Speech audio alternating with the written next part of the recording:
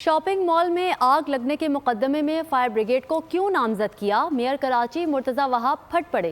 तंज करते हुए कहा, एफआईआर दर्ज करने वालों को सलाम पेश करता हूं। बोले, कराची इंतजामिया जिम्मेदार नहीं, केएमसी का कोई ताल्लुक नहीं।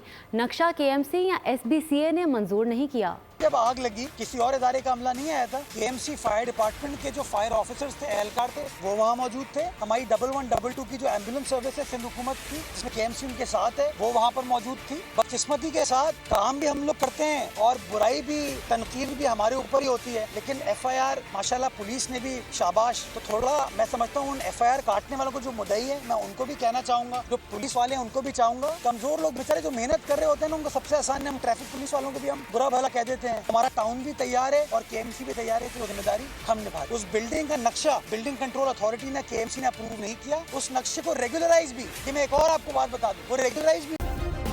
सब्सक्राइब करें और बेल दबाएं ताकि कोई खबर रह न जाए।